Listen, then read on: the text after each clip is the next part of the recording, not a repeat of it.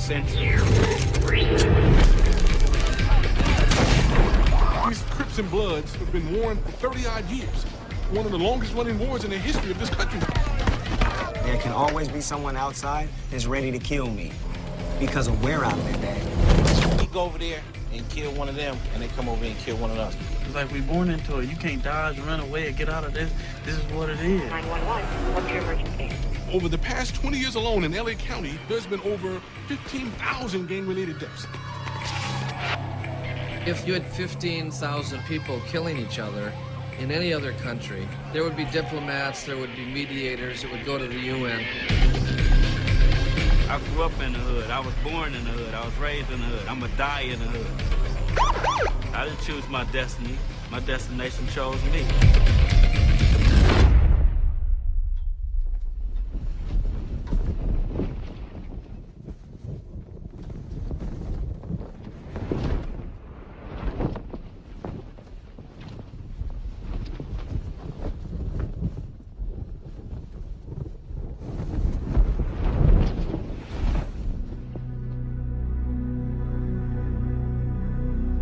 In the southern portion of the richest city and the richest state in America lays a cluster of neighborhoods. Their streets and boulevards laid out in a grid between concrete ribbons of freeway. 10 miles to the west is the Pacific Coast Highway and the beaches of Santa Monica. 5 miles to the north is Rodeo Drive in Beverly Hills. 7 miles to the east is the corner of Hollywood and Vine. 25 miles south lays Orange County and Disneyland. Surrounded by the California dream, this region has its own legacy. On its streets erupted the country's most violent outbreak of civil unrest. Not once, but twice. It's also the home of America's two most infamous African-American gangs, the Crips and the Bloods, whose bloody 40-year feud has taken 5 times as many lives as did the long-running sectarian conflict in Northern Ireland, yet whose devastating body count continues today.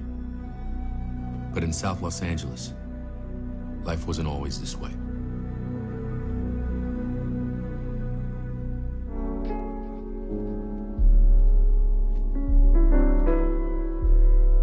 One, two, 1, 2.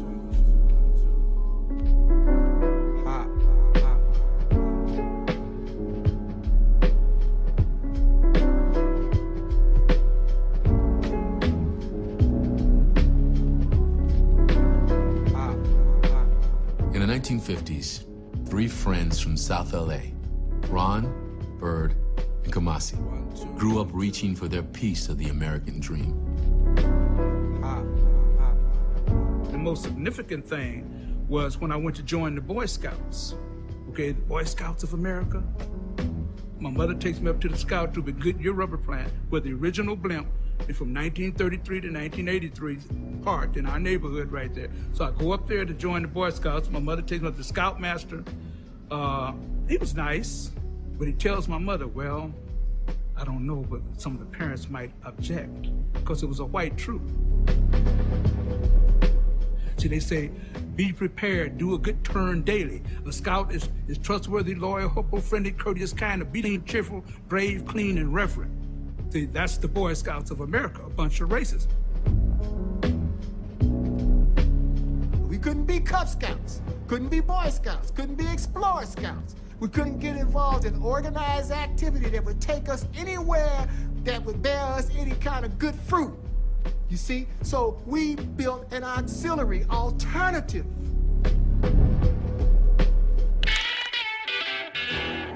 With names like the Businessmen, the Gladiators, and the Slossons, black teenagers began forming their own street front fraternities.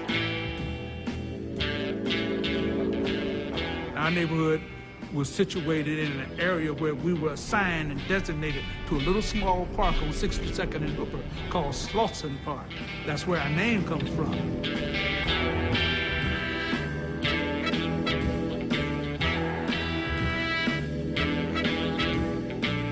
The Slossons would evolve into what many consider to be LA's first modern African-American gang.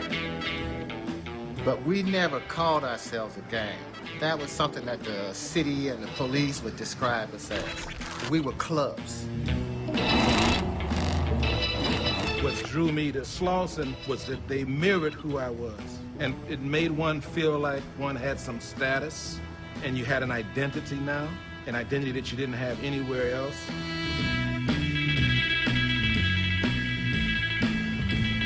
There's a sense of family. There's a sense of acceptance. You also have a way to wield some power because now you've got numbers. We had rivalries among ourselves, and then we had rivalries with people in other neighborhoods. Yeah, Slausons and Gladiators, or Slauson and Watts, or Slauson Compton. But our ring was on the sidewalks, and in the parks, and in the alleys. That's where our rings were. See, in those days, we'd give you an appointment for an ass whipping. Oh, you had to be there, because everybody else in town knew about it. They said, Bird, how good are those things?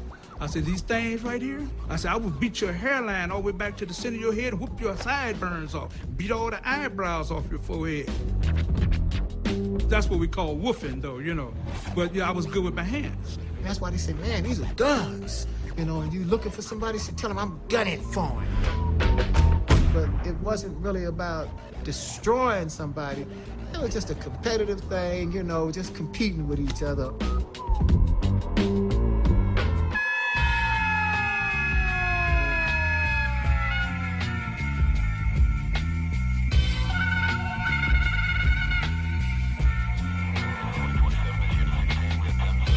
I used to get stopped by the police all the time. My mother always said, you know, well, what did you do this? I said, I didn't do anything. You know, see, people, including parents, could not believe that the man just stopped you all the time.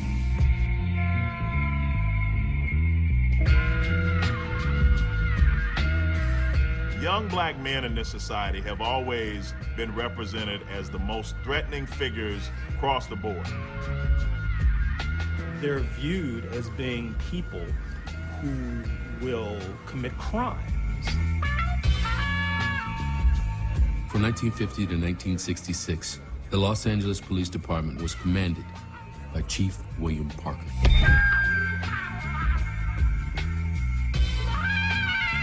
Chief Parker ran the police department like a military unit, and the people who bore the brunt of this were the black residents. Shut it off and get out of that car with your hands up. Get your hands up, I said.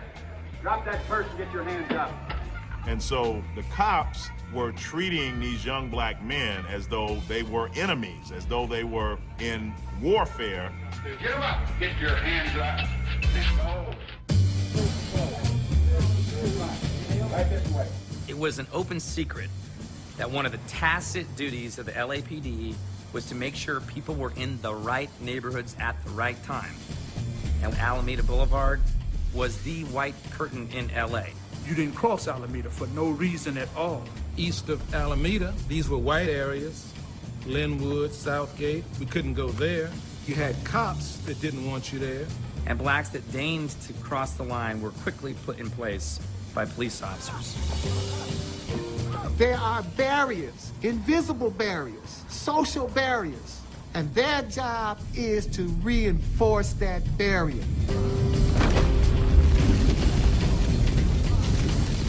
We'd get stopped, we'd get harassed. What are you doing here? You're supposed to stay in your neighborhood.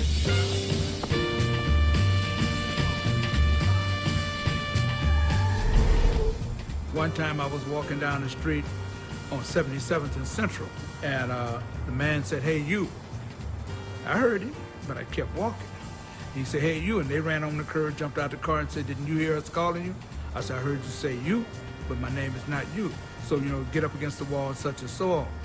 And they tell me I look like I've been robbing. I said, well, how does a robber look? He said, looks just like you.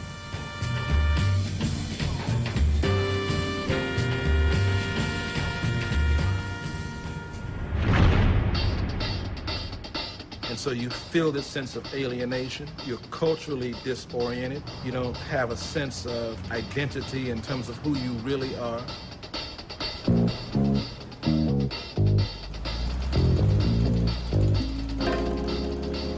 So the idea was to create not only a segregated society, but the idea that those of darker hue were inferior and should be treated as such.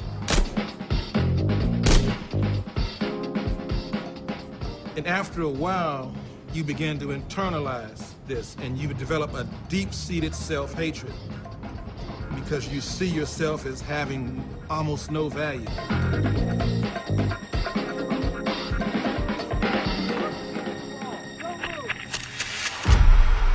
In a free society, I'm walking down the street and police got the nerve to ask me, where you going? Where you coming? Ain't none of your damn business where I'm going. And ain't none of your damn business where I came from. Fuck you talking about where you going? He gonna ask me, what are you doing here? You go anywhere and ask anybody else what they doing there? You stop and ask anybody else in this society, man, why do you exist? You understand what I'm saying? But you got the nerve to ask me that all day, every day. Now, what do you think that does to me psychologically? What does that tell me? What message am I being fed every day? See, you don't understand that every day he's feeding me a spoonful of hatred. Every day, that's my diet, a spoonful of hatred. You see? And it's just a question of when is this going to erupt? And upon whom is it going to erupt? Am I going to attack myself? Am I going to attack my brother? You understand? Am I going to attack my own image in the mirror? Or am I going to eventually attack the cause of my anger and my frustration? But the point is, I'm a walking time bomb. I'm going to go off someday, somewhere, on somebody. The question is, upon whom?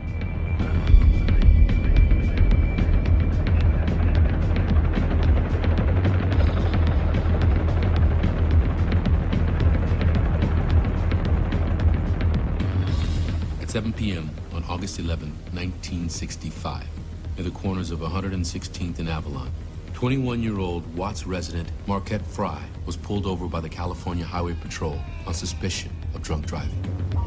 A routine traffic stop until police insisted on impounding Fry's car, despite being less than 2 blocks from his home. Fry's mother, Rena, who owned the car, joined the rapidly growing crowd, who, along with Marquette, grew increasingly belligerent over what they felt was the heavy-handed police response. LAPD reinforcements were called in, a scuffle broke out, and Fry, his mother Rena, and brother Ronald were all taken into custody. The squad cars rolled away, but the crowd continued to swell as word of the incident swept through the neighborhood. When I walked up on 115th and Avalon, Charles McQuarter from the D'Artagnans, I said, man, what happened? He said, they jumped on Marquette. We just got more and more upset. It was a cumulative thing. It was one racist traffic stop too many. By 8:15, over 1,000 Watts residents were surging up and down Avalon Boulevard.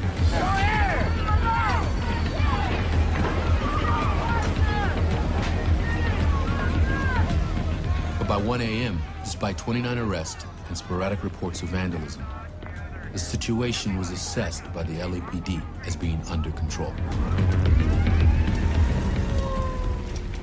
Clear the sidewalks up ahead. Please go in your homes. Please go in your homes. Thursday morning dawned tense, but relatively quiet. At 2 p.m., a meeting was called at a neighborhood rec center, assembling representatives from various community groups, elected officials, the LAPD, the media, and even Rena Fry. I think that we must stay off the streets. I think the civil rights drive in America has demonstrated that violence will never be the just end to the grievances we have. But cutting through a call for order came a voice that only the night before was raised by thousands in the street. See, and I'm gonna tell you something. Tonight it's gonna be another one, whether you like it or not. Wait. Listen. We, the Negro people down here, have gotten completely fed up. Our elders felt you should bite the bullet, suck it out. We know it's wrong. That you can show that you're greater than oppression by outliving it. Show that it doesn't work. It doesn't destroy you. That in the process, we will take the beatings. Their parents are coming from places where black men are expected to step off the street and say, yes, sir, to a 12-year-old white boy. Where black men are lynched with regularity. And so from their perspective, Los Angeles looks wonderful. They're certainly aware of the flaws, but they recognize it's such an improvement. Their children, however, have a very different perspective. We come along and say, we ain't gonna take shit. You took it, and we're not.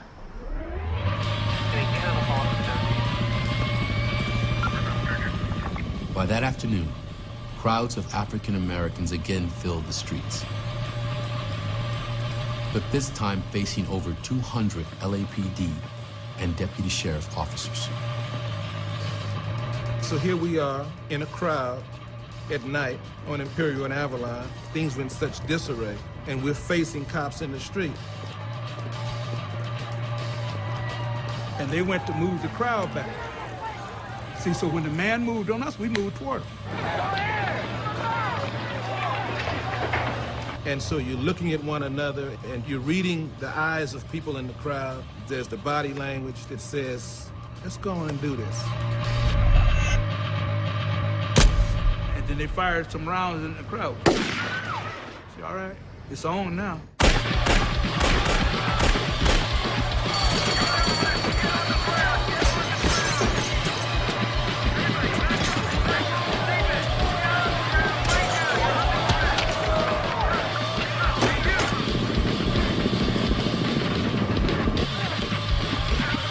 We were throwing rocks at police who were in the street, and they were taking position up behind their cars and firing.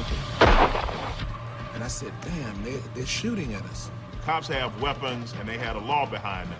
The citizens don't have anything behind them but their own heart, their own desire, their own determinations, and they're really fighting to survive. And you cannot whoop us. We're already dead.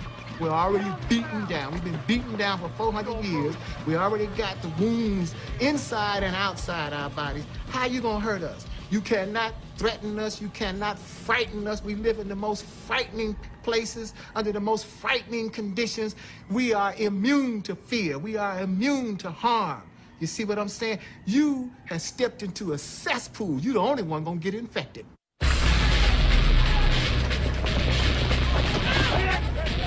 By Friday morning, additional police were called in from all points of LA to squash what authorities were now terming a full-scale riot. They said they call it a riot. There was no riot. We knew what the hell we were doing.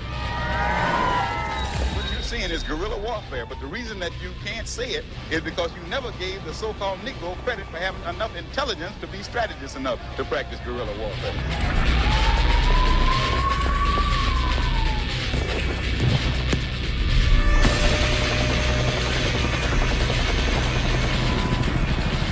Then what happens is that it becomes a big newspaper story, which increases political pressure on the authorities to do something.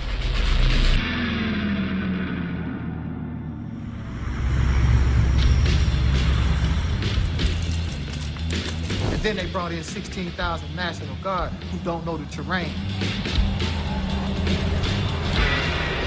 The National Guard in particular is not necessarily trained to engage in civilian crowd control.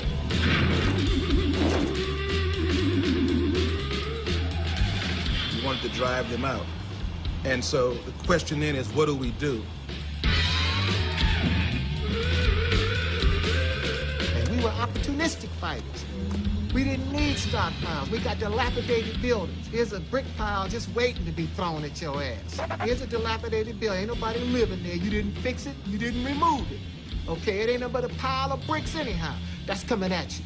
That whole building, brick by brick, is coming at your ass. That's what we throwing at you. The building, the bullshit, the rubble, the rubbish that we live in. That's what's coming at your ass. Those are our weapons. The filth, the funk, the shit you can't stand, that you defend, that you put a barrier between us and yourself. That's coming at you. It's coming at you. At that point, they went to the other extreme, which was the iron fist, the iron hammer. And this leads to a virtual free fire zone where people could be shot for making the wrong turn at the wrong intersection. The claim by police is that these were looters that were refusing orders to halt. The autopsies clearly show that people were shot in the back. One has to really question whether or not a human life is worth a bottle of beer or a case of beer. That is to say, people were being killed for what, in retrospect, were the most trivial of offenses. The looting didn't undermine anything because we're talking about desperate people. We're talking about people who have nothing, who see no hope.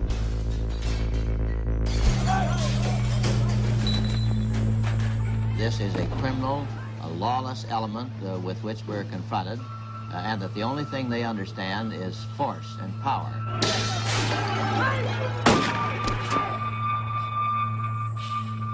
That's been the one taboo, is that black people and other oppressed people in this country are never to use violence to achieve what it is they want. But this country uses violence whenever it chooses, and then it legitimizes the violence.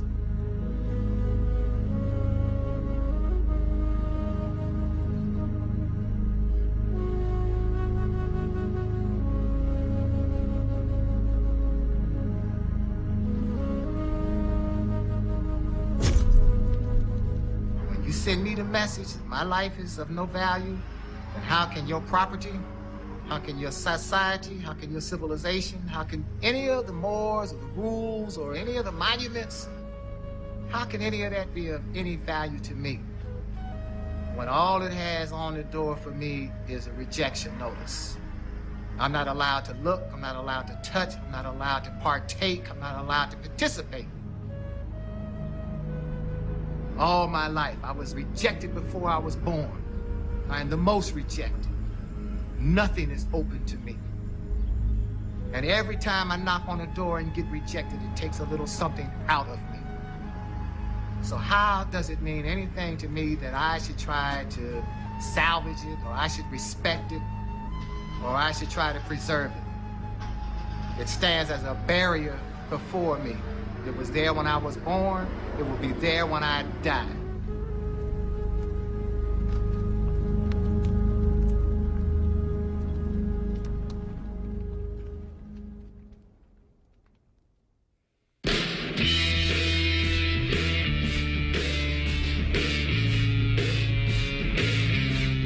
The fact that it took them 5 days to shut down something they thought they could shut down in a day is a testament to that revolutionary spirit. And so there was this sense of pride that we had taken a stand and that we had sent a message out to the world. It's a small step for a man, but it's a giant leap for all mankind now. Newspapers in Europe and other parts of the world carried the story, carried these images.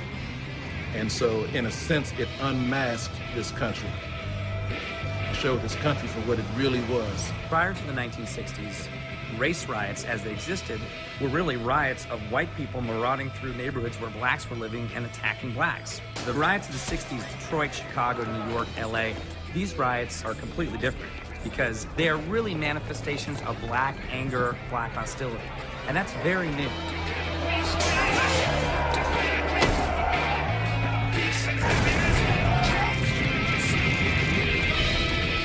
What distinguished Watts from the riots in Chicago and Detroit is that nobody thought it could happen here. The whole environment of LA was supposed to be so much nicer than other parts of the country, but yet that image of LA that's in the public mind had nothing to do with the large numbers of black people living here in segregated conditions.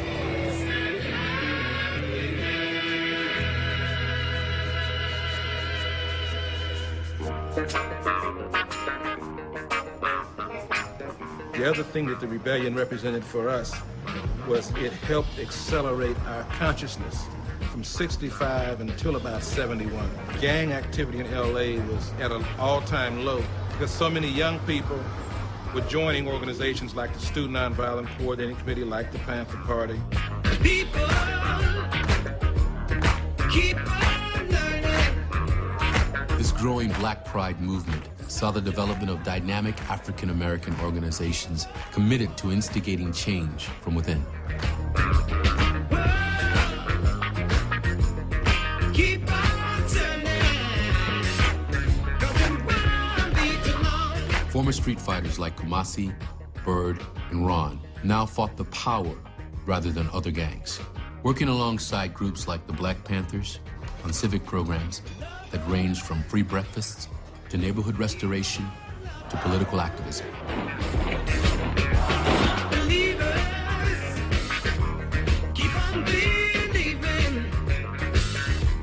All them youngsters were busy trying to rebuild their communities, trying to build a future, trying to figure out where the fuck do we go from here together, and how do we give ourselves some kind of a future. Gonna keep on trying till I reach my highest ground. But this new Black Power structure quickly found itself in the crosshairs of government agencies like the FBI. According to recently declassified documents, FBI Director J. Edgar Hoover launched a covert counterintelligence operation against the Black Panthers, an organization he described as the greatest threat to the internal security of the country.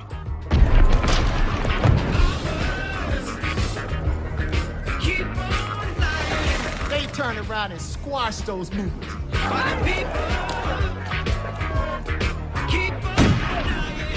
Former Slauson and Panther chapter founder Al Prentice Bunchy Carter and John Huggins were gunned down at a UCLA Black student meeting, while Black Panther founders Huey Newton and Bobby Seale faced arrest and lengthy jail sentences.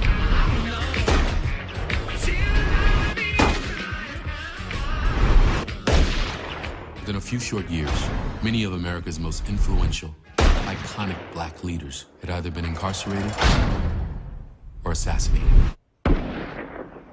They ran them down, they chased them down, they hunted them down, they murdered everybody that they could and made everybody else either go to exile or they locked them up in the penitentiary. And when all that was over with, a new element rose up called the Crips. You see? And the shit started again.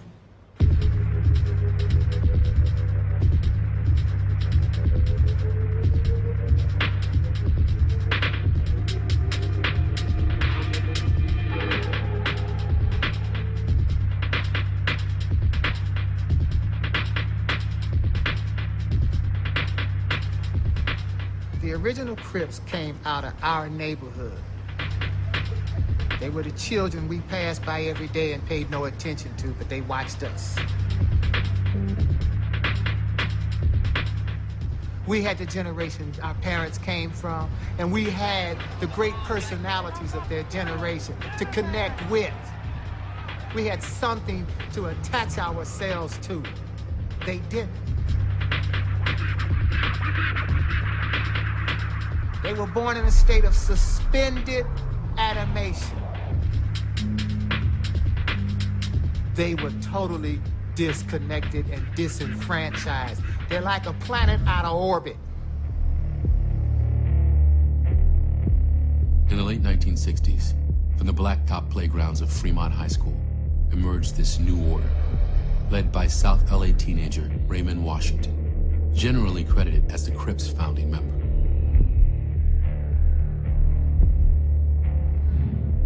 In response, a number of rival gangs formed an alliance, calling themselves Bloods, a moniker adopted by African-American soldiers serving in Vietnam.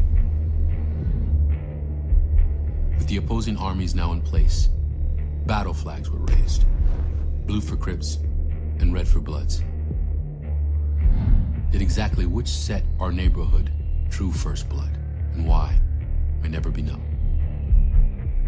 Much of the first-hand knowledge has been taken to the grave by gang leaders like Raymond Washington, who was shot and killed in the corner of 64th and San Pedro. Guys don't fight anymore. They don't use the We used to fight, but they don't do that anymore. Guns. All about shooting. taking them out. Part of the mechanics of oppressing people is to pervert them to the extent that they become the instruments of their own oppression.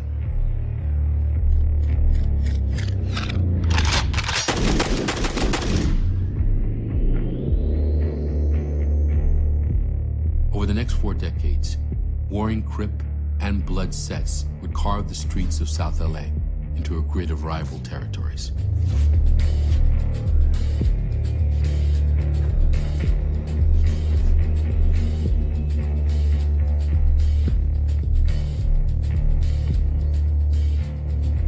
Today, these fractured communities are home to 5 generations of urban soldiers.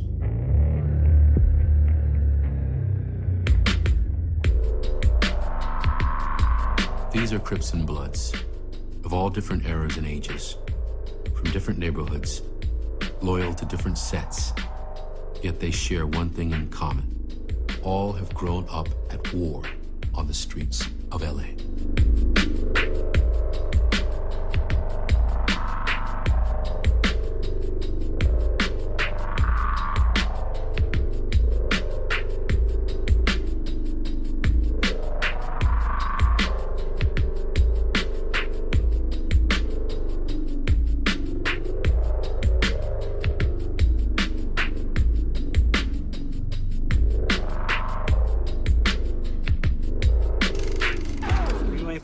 From, fuck you. That's just how it is where we come from. That's just the whole motto, kill or be killed.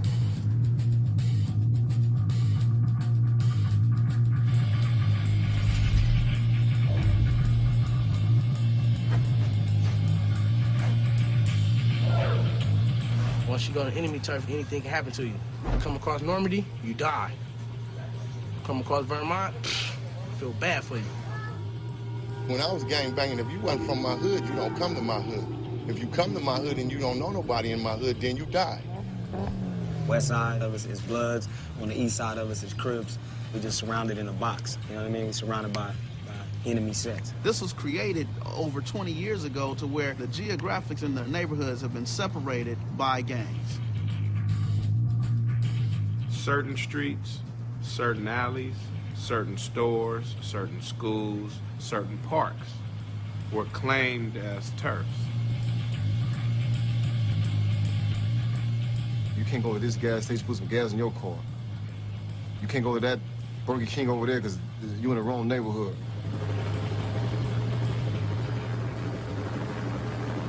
You got some motherfuckers that'll ask you where you from. And you could tell them, you know, I ain't from nowhere, homie, you know what I'm saying? But you got some motherfuckers that won't ask you shit, just blow your head off just because where you at. I done been jammed up, guns all in my face, where you from? I had to tell them, you know what I mean? Told them where I was from, the guns come down, and I'm out of the situation. I wish I could just go and just be wherever I want to chill with, man. There's other girls and other projects, man, I just want to go through and just see, man. You feel what I'm saying? My little young hotties, man. I can't even go there and see my young hotties. On everything, I can't, man. You can't do it. My little brother walk out the door to school 6 in the morning, and they shoot at him as he's going to school. So you got to think, what type of sick motherfuckers in this world be up that early in the morning just, you know what I'm saying, to do some cruel shit like that? We've been burying one of our friends, one of our comrades, and we've had shootouts at the funeral where another one of our homeboys gets killed at the funeral. You dig?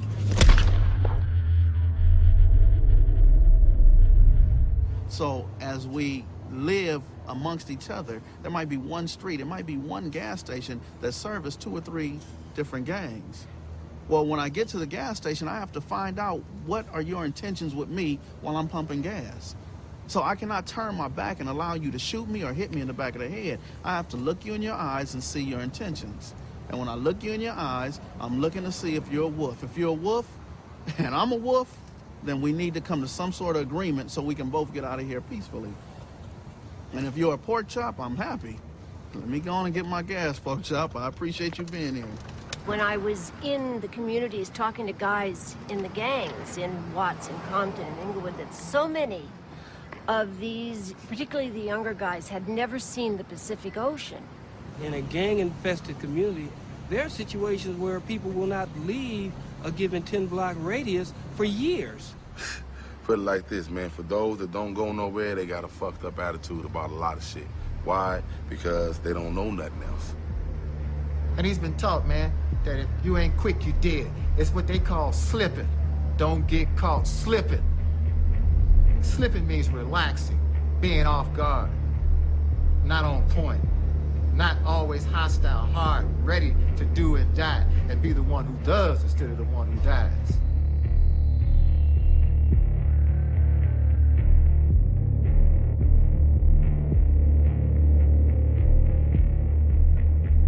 You can't have hope living there. You have to be on your toes at all times, man, because anything at any time can happen to you. Wait a minute, you can't have a heart? No. You can have a heart, but you better not show it. It's sort of never letting yourself be weak. Never letting yourself be seen as someone with feelings, emotions, except for brutal force.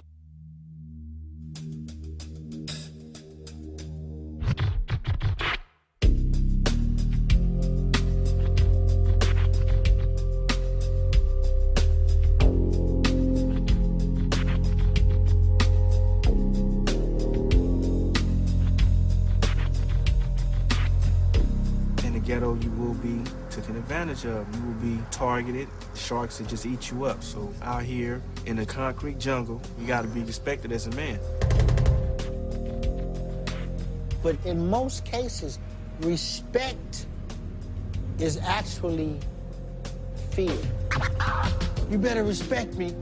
You better fear me. You want to have that hard look. Everything is hard. You want to be in that right state of mind. If you're feeling good about your dress code, you're going to represent to the fullest. About your dress code, you state of mind. If you're feeling good about your dress code.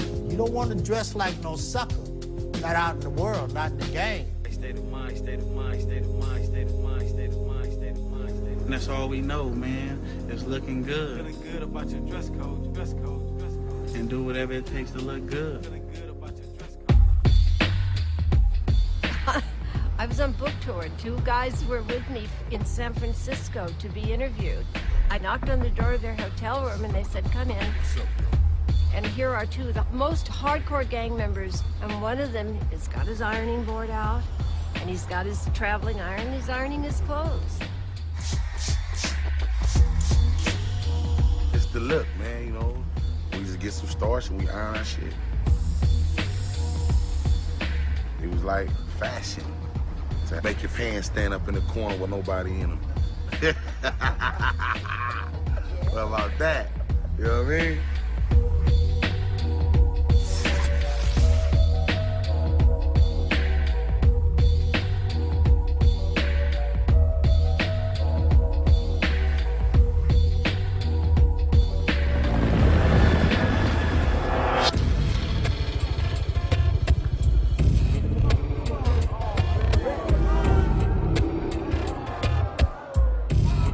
Somebody that has no idea why a young man would do it, what is the allure and stuff? I joined the gang not only for the protection, but for the love, for the unity, to be a part of the family. If you're living in the ghetto and you're living in an environment where you're being assaulted like I was, I just got tired of being a victim. It's like either you're the victim or you're the victor. Raised into it. It's not like you're finna get out of it some way. You raised into it like this is what they teach you at a young age. I was really a good dude. Then, you know, getting chased out of school, getting shot at all the time, and you like, fuck it, I'm damn if I do, damn if I don't. I didn't get jumped in this. I grew up in this. My mom grew up in my neighborhood.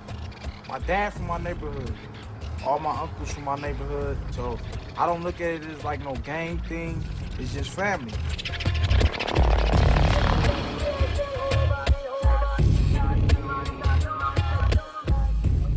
Looking up to all my big homies and shit, they look down on me and bless me, you know? They give me what I need.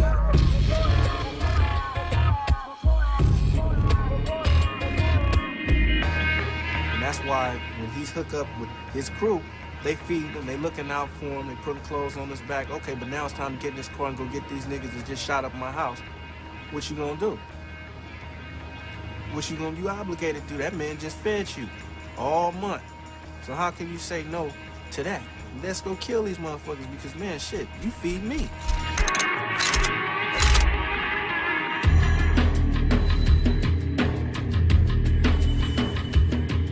How old were you when you first got a gun? My first gun, I was like 10. I probably was about 12. Man, I got my first gun when I was 13 years old. We got guns just to go to school, you know? If you don't have one, you got to be around somebody that got one. I carry 2 or 3 guns, because if I run out of one, I have another one. I got a backup. The AK-47, the Uzi, the MAC-10, you got big guns, you ain't got 22s, 38s. These cats putting out 9mm with 16 bullets in them. Come on, man, how you gonna survive that gunshot? My generation was the last that fought. After my generation, it was gunplay. There was no such thing as fight. The kids today came right in the game with guns. That's why so many murders.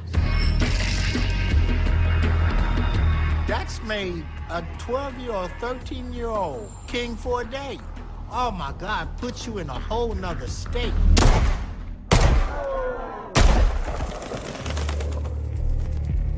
Just the sound within itself said that you cleared the block. Bow, bow, bow. You cleared the block. People close their windows, shut their doors, car alarms go off, the dogs and cats run, ain't no rats. I mean, you cleared the block. And you standing there 12, 13 years old with the pistol smoking. And you stick it in your pocket and you walk on home.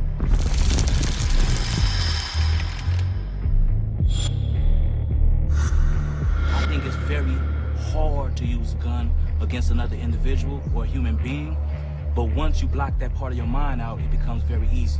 You can watch them, they become numb. The first time, they're jittery, you can just see the nervousness in them, and you come back and look at that same person after being involved with the hood for a year, and I mean, they soldiers, they're ready to get out.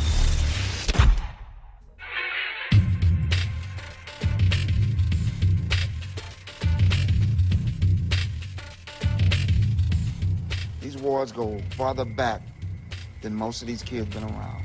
A lot of them not sure about why the war was going on, but they started doing what was being done.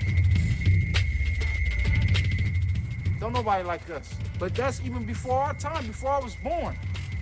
It been like that. So I just grew up into making more enemies. We at war with a lot of people right now. But being who I am and the shit that I've been through, I got a lot of love for being a real motherfucker out here. And that has saved my life many times, you know what I'm saying? But at the same time, it's another generation that don't know me and feel like they can get a stripe if they get rid of me. You see me, you give me a pass. I see you, I might give you a pass. Depends on how I feel. Don't give me a pass, then you already know what time it is next time you see me. The game is to hunt your enemy, and whatever they do, you counterattack. They write on the wall, you write on the wall. They beat up somebody, you beat up somebody. They shoot somebody, you shoot somebody.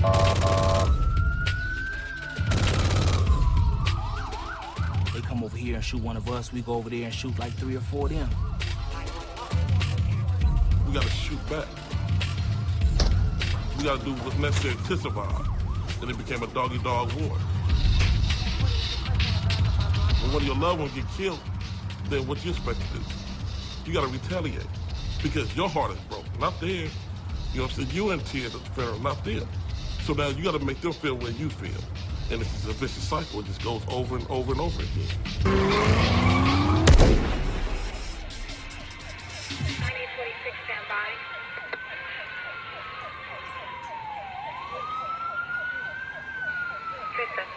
Suspect 1, a male black hair, dark eyes.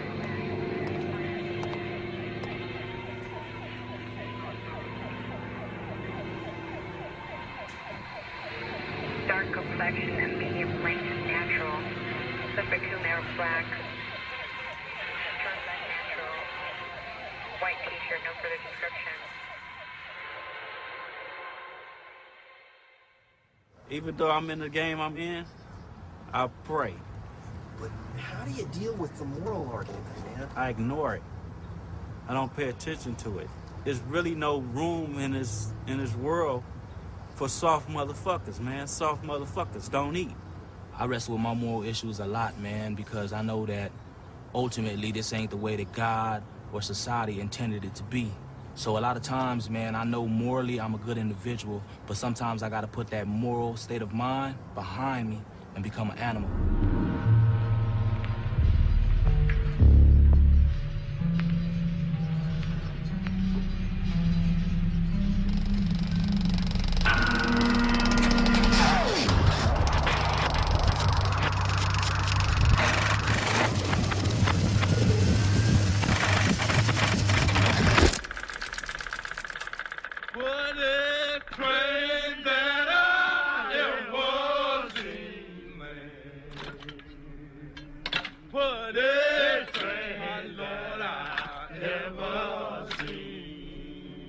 Prior to World War II, 85, 90% of the black population of this country lives in the South.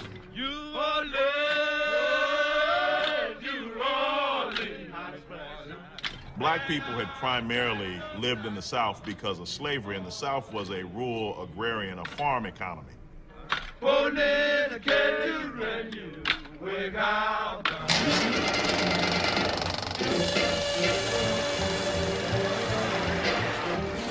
World War II ushers in a series of transformations that radically change the nature of black history in this country. Blacks, for the first time, are invited en masse to work in America's industrial arsenal for democracy, building those tanks, building those planes, building those ships.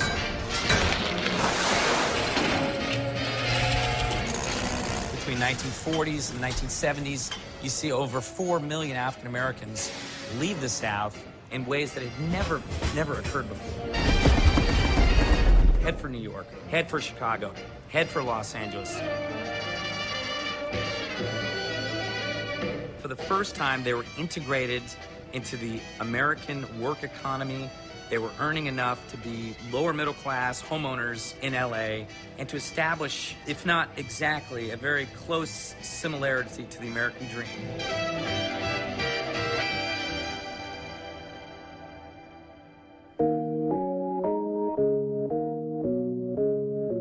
LA didn't have the overt history with racism that one had in the South. There were no laws that said blacks had to ride on one part of the bus. There were no laws that said blacks had to be in certain schools. There were, however, an extremely exclusive web of racially restrictive housing covenants that kept blacks in particular areas and out of other areas. These covenants mandated the sale of real estate along racial lines in an effort to keep traditionally white neighborhoods free of non-desirable homeowners. Sometimes non-desirable meant Latino, sometimes non-desirable meant Jew, sometimes non-desirable meant Asian, but it always meant black.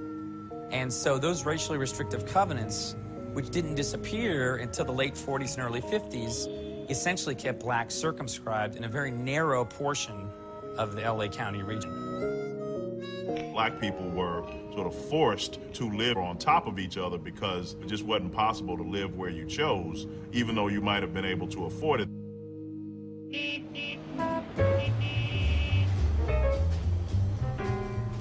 South LA residents responded by transforming their allotted territory into a thriving cultural hub, with Central Avenue developing into a sort of Harlem West.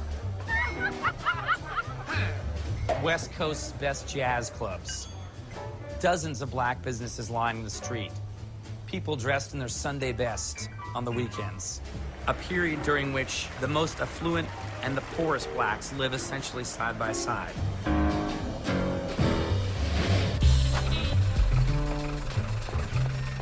And then, with World War II's end, LA's wartime economy adapted itself to a booming automotive industry with major corporations like GM, Chrysler, Ford, Goodyear, and Firestone, all establishing factories in South Los Angeles. You work in a factory, you got good benefits, you could buy a house, you could buy a car, you could raise a family, you could live a working class, a lower middle class life.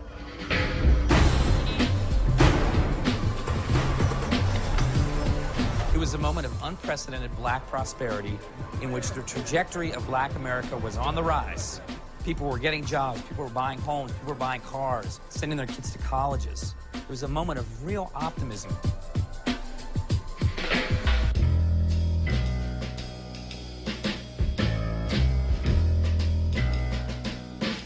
In the late 1950s, you begin to get the first wave of what came to be called deindustrialization.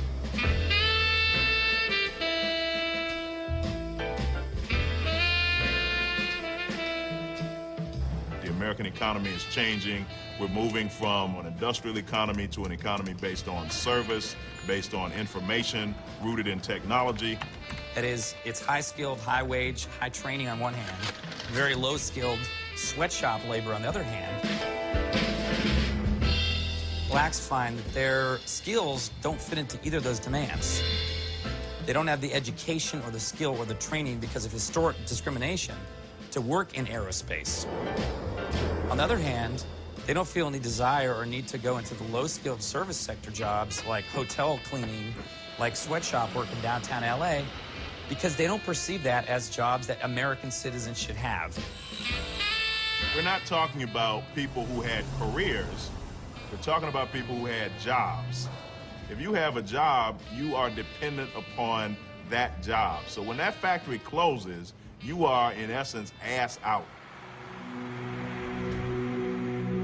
By the late 60s, you see those plants beginning to disappear.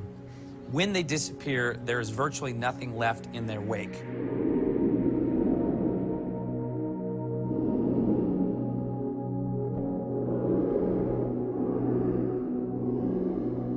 And so it leaves a gaping hole in the economy of that region with consequences that are just enormous.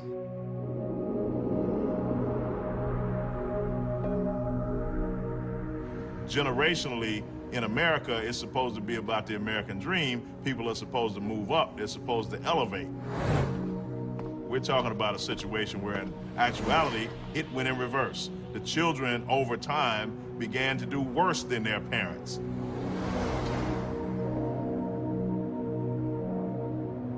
In 1975, the Los Angeles Times sent reporters into the streets to assess progress in the city's black communities, 10 years after the Watts Rebellion. The fearful live behind protective bars and double locks. High schools are graduating functional illiterates. Some black people have got businesses. Some professionals have gotten into significant jobs. But if you talk about the masses, or that guy who was in trouble in 1965, it is more difficult now. For the black in the ghetto, the goal is survival.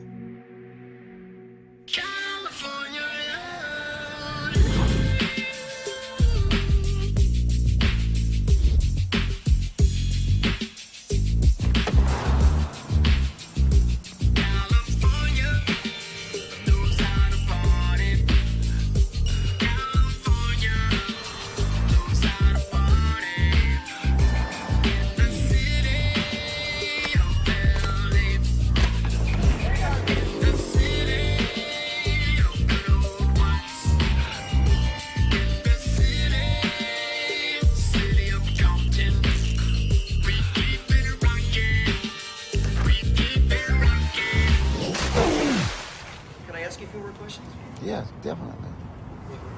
Hold on, let's let this, I don't want to lose what you say.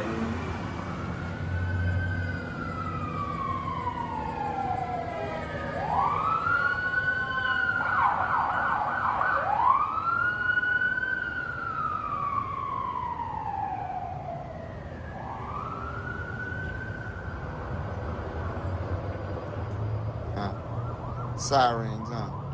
How about if they're going on all night and all day? All night. All day. You're on your own down here,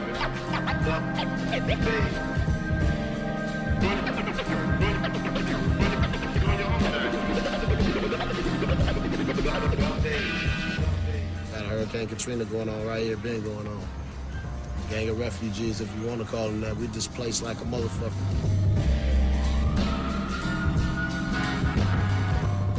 helicopter flying overhead might not be acceptable in Brentwood. However, it's something that occurs every 2 or 3 hours in my community.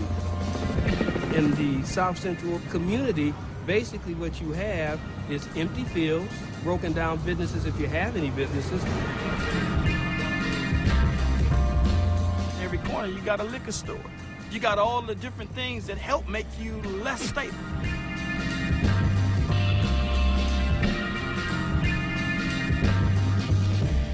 Take a walk down Adams Boulevard from Crenshaw to Vermont, and you tell me the opportunities that are available. Low-income housing, 5 or 6 churches, gang violence, crack. The introduction of crack cocaine onto the streets of LA in 1981 proved to be a major tipping point for an already vulnerable community. When cocaine came into our area, it broke up a lot of homes. You know, a lot of people just thought crack was the way out, you know, without even thinking about their kids, you know what I'm saying? That would broke a lot of homes up. If that crack would never came, you probably still have nice little homes and nice little families, you know? But when that came, that like tore everything apart. But let me ask you, man, did you have a conventional childhood? Hell no, dysfunctional ass family. Can you tell me about it? Fucked up. Father? See, out of here. He been gone since '93. I was raised without a daddy, basically. I had to be a man on my own. Take care of my mom and shit, my G-moms. My family, my little brothers and sisters had to do this shit by myself. How do you advise your little brothers and sisters? Do what you do. What else can I tell them? Look at me.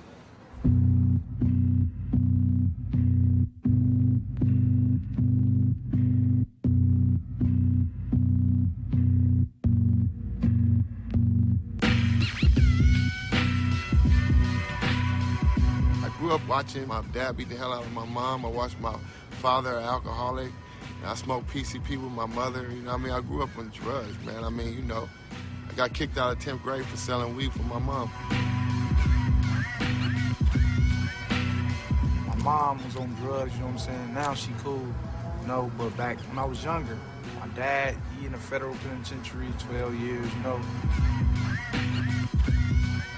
I grew up in a house where my grandma, my uncle, everybody was selling drugs. You know what I'm saying? I grew up to where when the police raided me, they handed me drugs to hide and all this old stuff. I grew up in a home where my mother worked 2 jobs but had 3 boys. So you can imagine we were unsupervised, so I found my supervision outside of the home. She was too busy making a living than to love me. Even though she tried and did the best that she could, it was not enough. I can say that my whole life, I was trying to figure out why my mother didn't love me, or why my mother didn't show me love. If she could say it, she couldn't show it, meaning that she never once gave me a hug or a kiss. It'd be $20, because she would have to go somewhere. But all the while, I saw her chasing other men, other people, and giving them the love I thought I should have. It made me act out. It made me resent her in a certain way. Only because I could have resented my dad, but he never showed me the negative imagery. He just was gone. So all I had was a thought of who he was and who am I?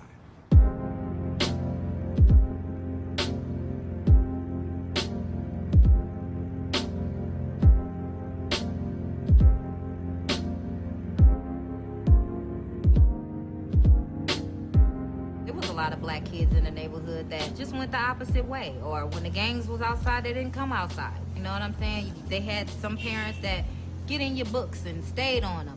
But if everybody had that, then a lot of things would have been different, but that wasn't the case. A lot of minds are messed up because they don't have that support. They don't have no one that really got their back. They don't really have no one who understands them. You got the homies down the alley drinking some 8-ball and they tell you you are something, we love you and you can be a part of this, then where you gonna go?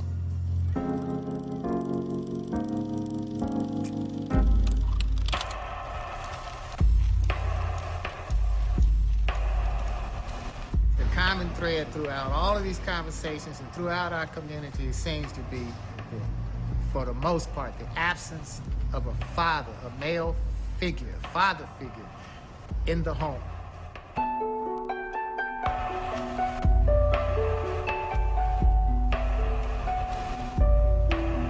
I wasn't taught at all about manhood. I was raised by my great-grandmother, my grandmother, and my mother. There was no male figure. There was no role model for me.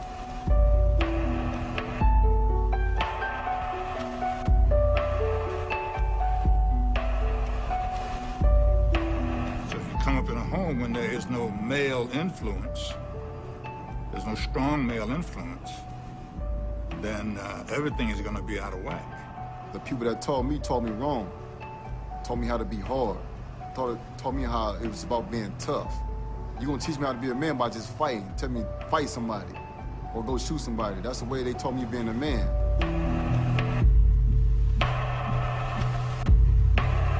You have a subculture of young black men pretending to be men by killing each other or by standing up in a bravado manner.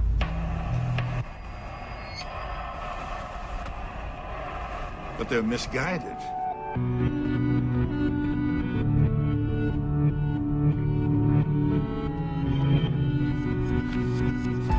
Well, I'll sit here and I'll tell you that I didn't become a man until I was 38 years old.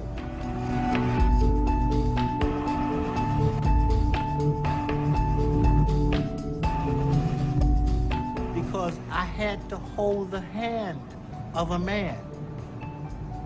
It was just that simple. A man had to stoop low enough to take me out of the gutter and say, hey, this is the way to go. This is what you do. This is how it's done.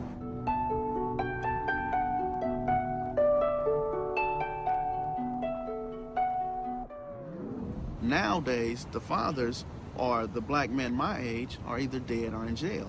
And one of the problems we have is if they're going to try to arrest the problem, that means they're putting all the black men in jail.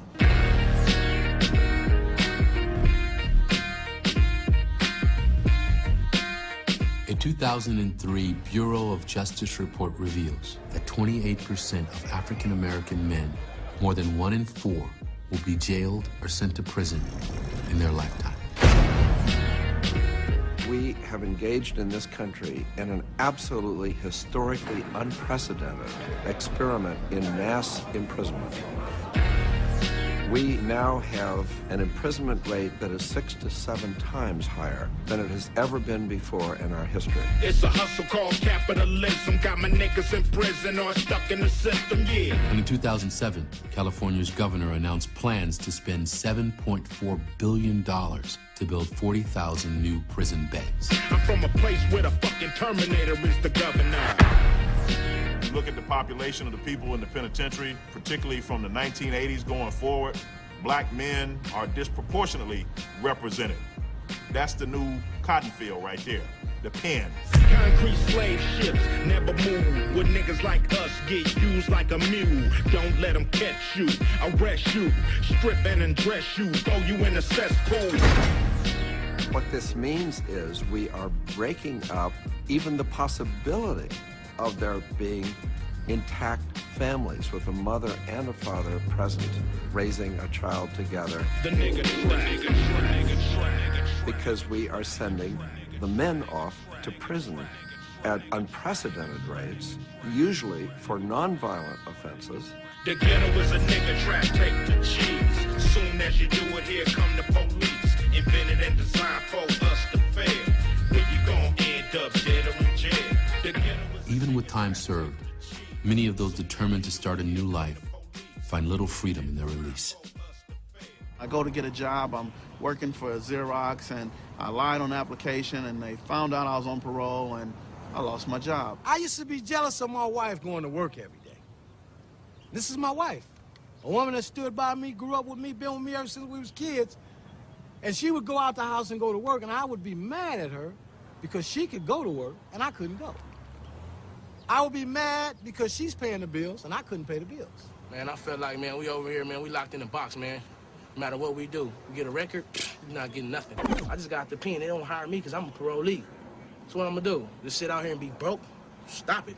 Either I'm gonna sell some weed, some dope, some crystal, some heroin, I'm finna rob. To make ends meet. That's the bottom line. I'm not finna see my nephew, my son, my mama, or nobody starve because these motherfuckers won't give me no job, so I gotta do what I know how to do. There's never no cycle to get us out of this. There's just a cycle to get us back into it. So, of course, people are going to behave in ways that are antisocial if we don't let them behave in pro-social ways.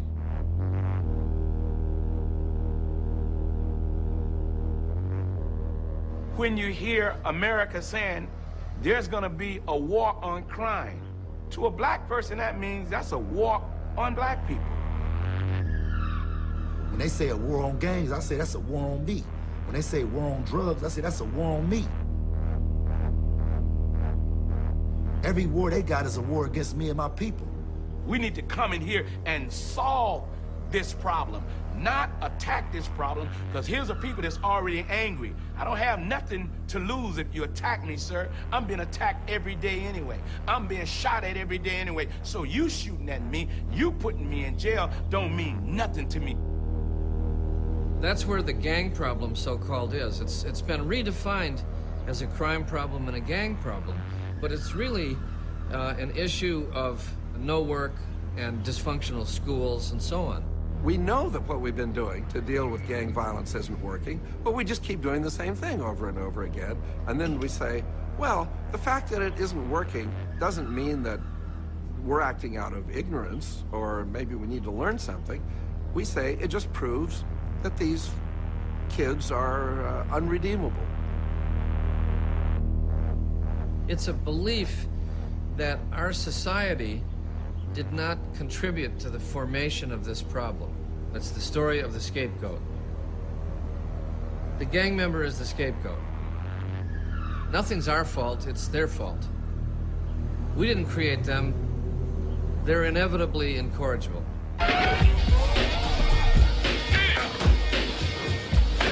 This continuing atmosphere of denial virtually guaranteed that history would repeat itself. On April 29, 1992, 27 years and 5 miles away from the flashpoint of the 1965 Watts Rebellion, rioting again broke out. The most violent, costly outbreak of civil unrest in U.S. history.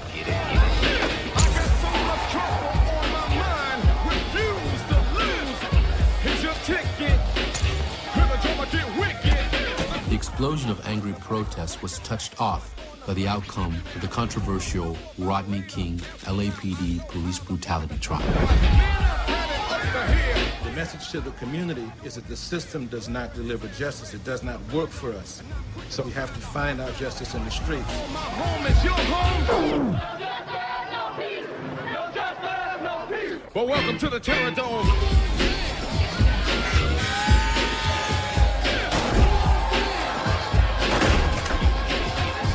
But unlike the '65 rebellion, which was primarily contained to Watts, the flames of '92 burned their way to the very doorstep of bordering affluent communities.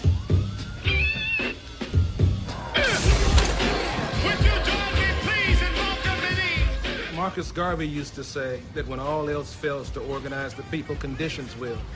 And therefore, in 1992, the reasons all clustered together. And it happened again.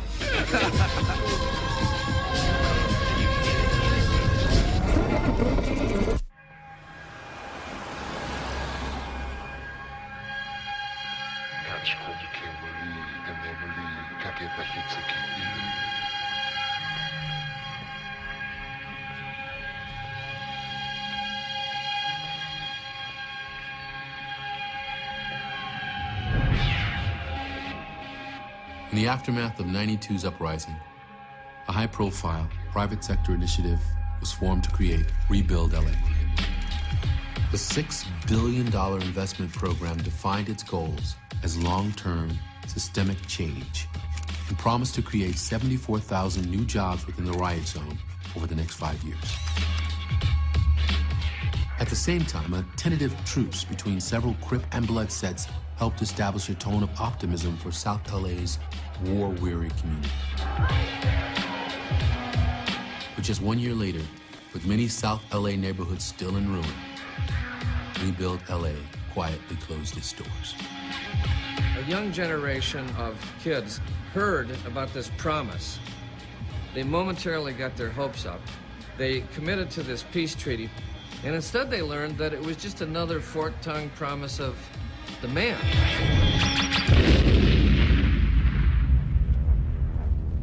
It failed.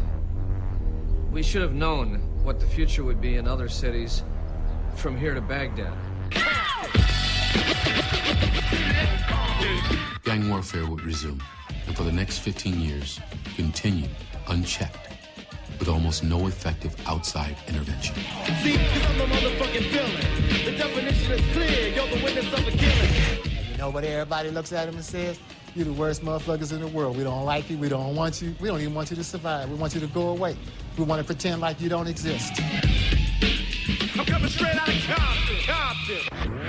When something happens in South Central Los Angeles, nothing happens. It's just another nigga dead, dead, dead, dead, dead, dead. This is my grandson. His name was Mark Cornelius. He was 17 years old, very promising young boy. And in 1996, he came here to Los Angeles to visit me. I begged my son to allow him to come from Yuba City, California, to visit me. He was here 3 weeks, and he was shot and killed 10:30 in the morning, walking across the street headed for Dorsey High School. He didn't have gang colors on. He didn't even know too much about the gang. As a matter of fact, he said to him when I warned him about where to go and where not to go, he said, "Grandma, this is America. This is where we're supposed to be free. This is where we're supposed to be able to walk down any street we choose." And the next day, he died doing what he thought was his right.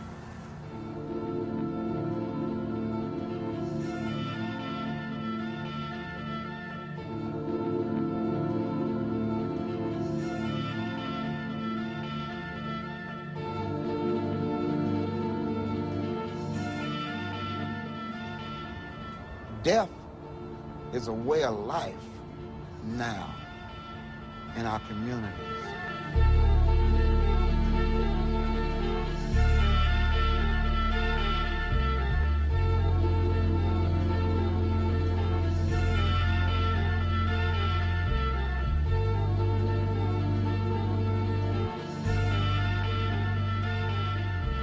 Can you imagine a society where mothers are burying their children instead of their children burying their mothers?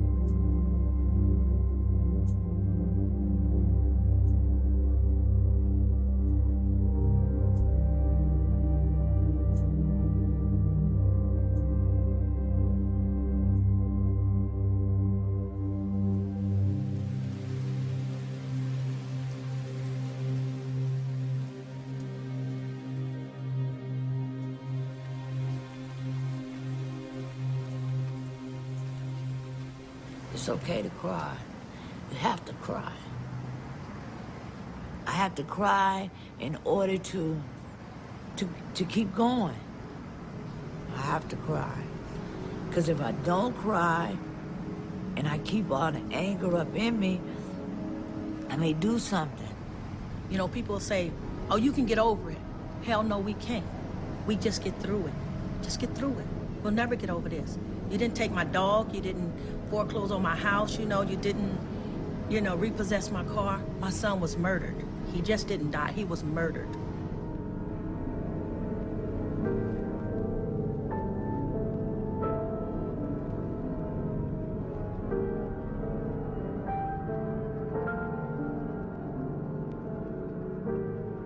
So when I finally went back to school, I was always crying, and it's amazing. All the kids look around and they're like, all, a lot of the girls all teary-eyed, even some of the boys. And then I would ask them, how many of you guys know somebody, an uncle, a father, a friend, a schoolmate who was murdered? And when I asked that question and 3/4 of the class raised their hand, I just broke down in tears.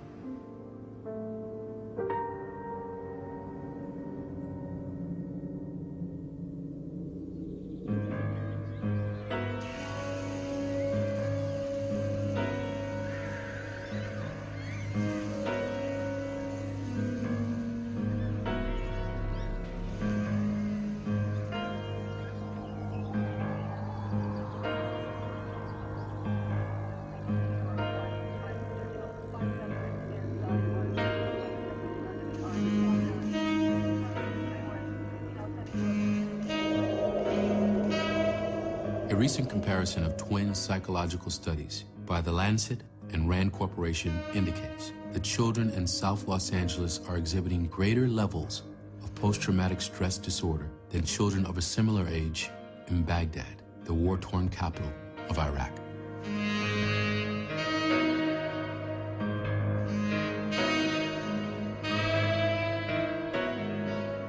And if they don't get resources for these youngsters, what's going to happen? You got another group of angry children, another group of killers.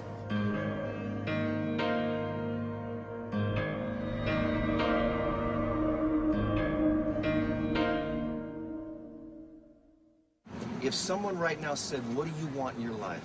I'll give you anything you want. What would it be? Man, one thing, just one thing, freedom. My wish would be for Crips and Bloods to realize that everybody else is against us. And if we don't come together, it's gonna be over for us. So if the resources were here, you're saying these kids wouldn't choose gang? Nah, man. Nah, man. You choose that because it's no hope. You in no man's land. It's no hope. People taking choices of going to college, and that's like making a choice. Here you ain't making no choice. There's no choice. It's like you waiting for somebody to come save you, man, and you just ain't gonna never get saved, man. I did the gangbanging, the stomping out the sets, the getting shot, the drive-bys, the getting shot in drive-bys, to going to jail, to all that, right? But had I had a chance or someone else tell me, fool, you playing the devil's game. Since I've been in the gang, man, I've been to the county jails, to several penitentiaries, and back and forth through war as far as gunfights and stuff. So this perception that gang banging is wonderful, that it is the lifestyle to live. It's no lifestyle to live, period. Your reward for gang banging is to be crippled, lamed for life. Your greatest reward is life plus 40 years. Your ultimate reward for gang banging is death, and you don't come back from that.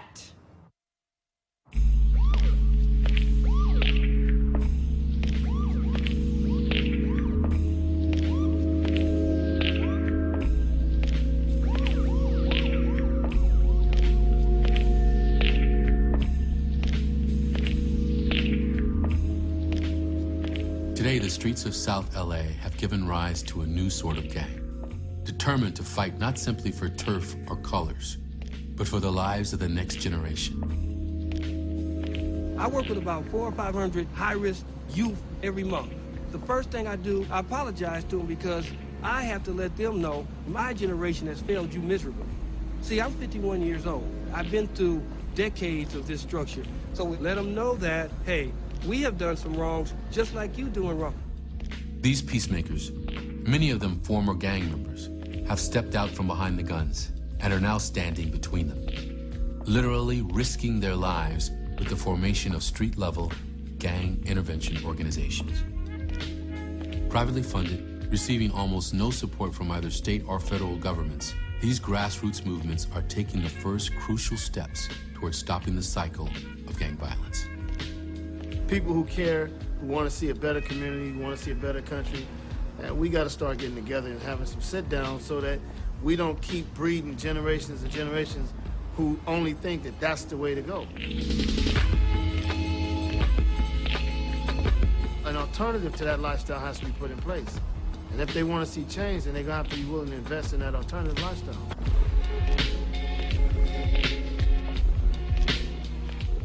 One thing my son told me one day was, "Daddy," I said, "What's up?" He said, "I know how you get your money." I said, "How I get my money, son?" He said, "Them dirty people come up, you give them that white stuff and they give you money." I said, "Is that right?" So he took off and rode off on his bike. And I sat there thinking and wondering, damn, my son really out here watching me doing what I do. So if I still continue on robbing, whatever it is, he's gonna do the same thing. Right then I made a choice in my life. Whether I was gonna stick by them or stick by us. Us is meaning me and my neighborhood, my gang. Them meaning my kids. So I chose to stick with them. Turned around a little bit. Now I'm a coach, role model, proud parent, and I'm living. I'm the one who prevented my own self from going to different areas. I prevented it because of my mentality and because of what I did, how I dressed, how I carried myself. If I went into an area and I'm dressed in all red, I'm looking for problems. And I would be looking for problems. I'd be looking for the guys in blue. I'd be looking for the guys that look at me. And when they looked at me, now I'm ready to deal with this problem. I'm ready to show my anger. I'm ready to show my ignorance, that I can get just as stupid as you. But when I stopped that mentality, when I started dressing differently, well, I started thinking differently. I've increased my freedom to where I would go anywhere. And when I get there and see certain individuals, they will say, well, that's Skip from over there. And we can, hey, how you doing? And we can talk now. And it's not a problem. I go to everybody's neighborhood, and it's not a problem. How do you like that? Love it. I love it. I truly enjoy it.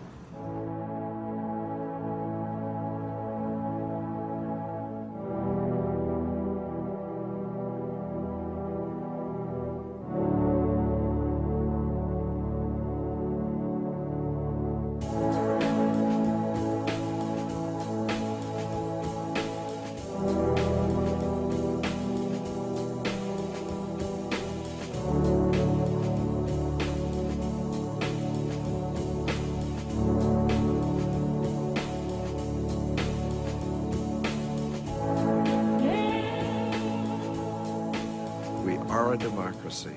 We have the resources. We're the richest country on earth. It is absolutely outrageous. It is inexcusable that we have failed to meet the most elementary tests of what it means to be fellow citizens and build a community.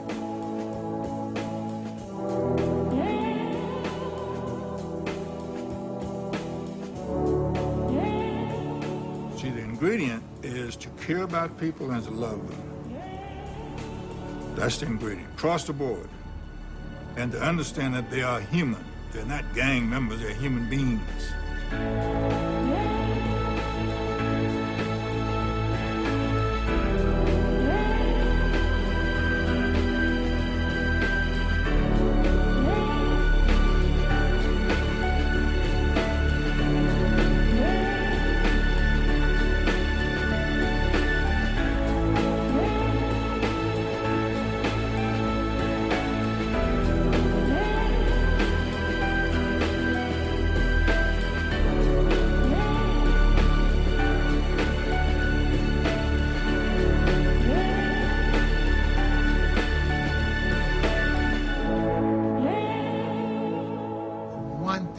have to realize, if you open them up, there would be a stamp under their shirt that says Made in America.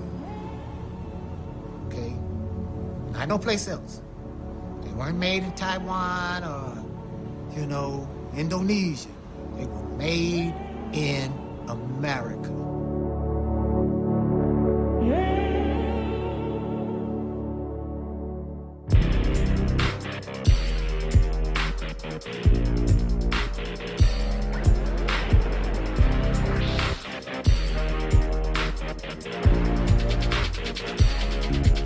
See, I was manufactured and packaged, an American bastard. Tragic born in the rapture, story classic with blasting. Cadillacing was smashing, mama stashing that cash in. Hustling, that's what was happening. 82, it was backing. Rolling back then we had it. Coca up in that plastic. Mammy rock tricks like magic. Pappy disappeared, can you imagine? If I seen him today, walk past him. Wouldn't know him from Adam, Adam from Adam, Adam, Adam from Adam, Adam. Yup, I'm from a dysfunctional familia, cause the mentality in my community, man, I kill you. Better hope it's homie, I feel you. I was raised up on welfare, embarrassed, spending food stamps in the store, even when the clerks did ain't shit for free. Food banks and government cheese and county funded dope fees. And every HOOD, pay attention closely. Crack was the commodity, a classic USA biography. I was just a child that honestly see.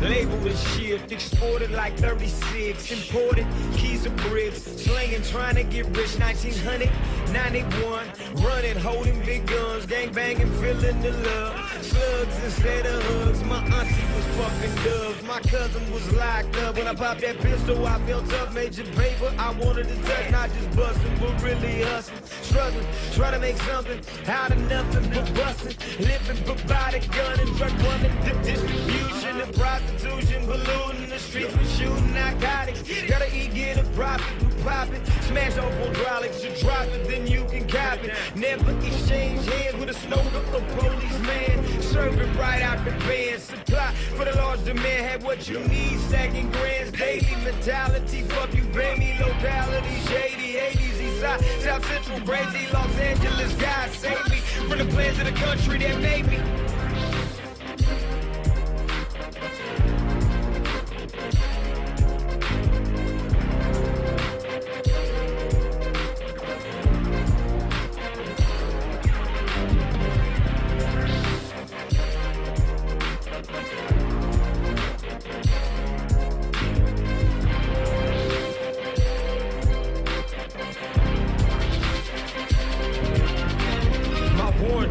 Guaranteed for my full life expectancy. Past 21 ain't expecting me. Rather 3 striking sets me. Slavery, modern day USA. Even after the CIA gave us the cane and then they taught us how to slang. We just children of the game, following our forefathers' name. We all trapped in a fallen brain, trying to survive and escape the pain. Nowadays they scavenge your vein, trying to survive the whirlwind. God don't take no more of my friends and speak the truth. It's the truth daily in these LA streets between Crips and Bloods, essays and blacks. Just something you gotta seek. A conscious of the mark of the beast. They wanna born told me with a chip revolution in these streets, calling us terrorists. Don't you read or watch the news on TV? It's war.